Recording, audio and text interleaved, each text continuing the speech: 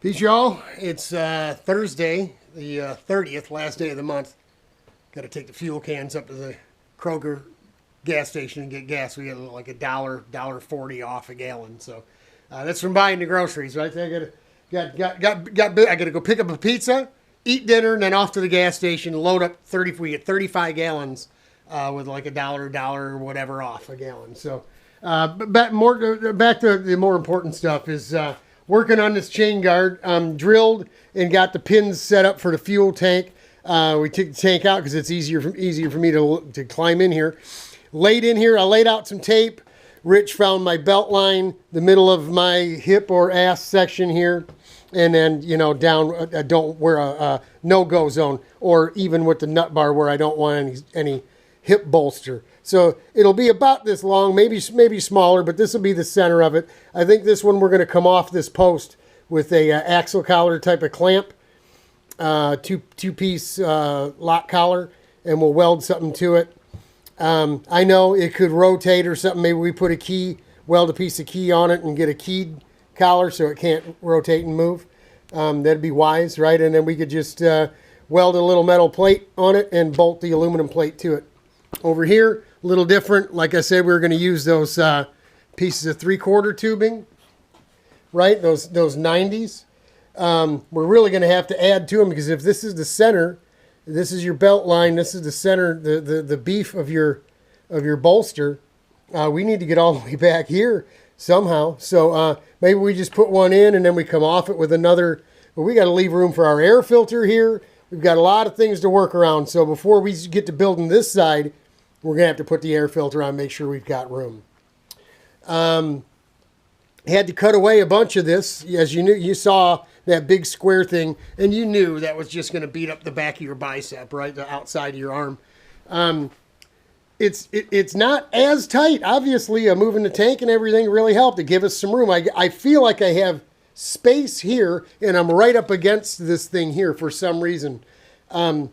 Once we get a little padding in here, obviously the whole feel of it is going to change, like it did with the Yamandog when we were laying on a piece of aluminum. It felt awkward and weird. Once we got the padding in it, man, it was just like riding your Sunday couch. It was kind of nice. So just got back in it after we cut this out, and it feels a lot better, but it could be even better yet. So we're going to take some more of this front surface out and just blend in this bit here. And we'll cut a piece tomorrow and start hammering it in there and get it to fit. Rich just tacked things together so it would be in one piece. Tomorrow we'll have everything for him to weld up. And all we have to slot these holes about 3/8 of an inch either direction so because it's going to move with the engine. We've got that other piece. We haven't even got past this point yet to get this in here, right? And then what we'll do is we'll take a piece and roll it around a piece of tubing, and then cut it out to fit in here. So it'll be, my elbow doesn't sit down in there anyway. This is really holding a whole bunch of things up here. Let me put you up on the data collection here. It's hit me in the back of the bicep right here, right? So we're not even talking about elbow action yet. As it is with it set up the way it is right now, like this, no problem turning the wheel. I'm tight. My elbow's tight on this side, down the side of the fuel tank, a bit more than I'd like. But it's like I told Rich, it's going to be our Daytona only car.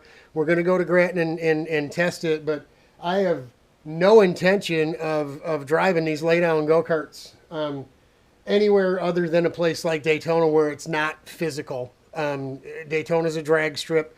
The infield is rough as a cob, and that's worrying me. I have to admit it is worrying me because it was bad last year for me personally, and it's not gonna get better if they haven't done anything but park more motor coaches out there for drunken redneck NASCAR festivals.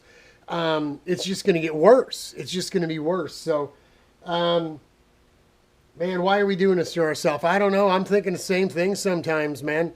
I could save all that dough, not bother to go to Daytona, and have the 250 cart built up and the 125 built up by April if we were really motivated, right? So we'll see how things go. We'll see how this works out. This kind of needs to get done anyway.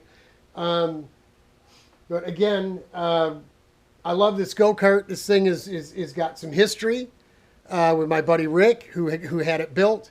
Ted Swantek, the builder himself, no longer with us. My buddy Scotty Fiesler, who bought it from Rick. They had some very good runs with it. Scotty had some good runs with it. I've had some fantastic runs with it. I'll never, ever, ever release this go-kart into anyone else's care other than mine. It'll go on the wall. Take the motor off, motor and pipe off, and screw it to the wall with the body on it and everything, and that's the way it's going to go. We'll start playing with the the CIK cart and the 250 cart and see how that goes. We have to complete our journey here. We have to get to the end of this journey. So we'll fix this up tomorrow, patch that in. That's got to get tacked in and welded. This has got to get tacked in, then welded. I think at that point, that whole bit there is done, other than making it pretty. We've got that little piece of rolled aluminum we're going to fit in here. Another rolled piece we want to put in here. That's going to strengthen it all up. If we just weld this on, this thing's going to rattle like crazy. Just like the old Yama Dog, man. That thing was going to town. And we don't want that. So we get this done. Tank is going to be in place. The pin holes, I've checked from the pins and everything to make sure they all fit. Everything was good there.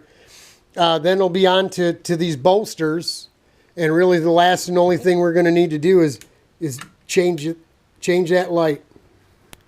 And make sure that we don't have any more issues like we did last time where that light flickers on and off. I'll show you the pump's not plugged in. You see? It's off. There's got a broken wire or something back in here. And, I don't, if I'd have seen that the light was off, I guess, maybe we could have saved ourselves some time and trouble and money. But anyway, that's it. That's it for the 30th. Going to go grab the pizza from the pizza joint, scarf it down off to the gas station to get us 35 gallons of cheap gas. Well, cheap in Brandon's world. And then back here, and we'll be back out here again tomorrow and getting after it. That's it, y'all. That's all I got for you. Peace out. Godspeed. God bless. We're praying for you. Hang in there. It'll get better. Guaranteed.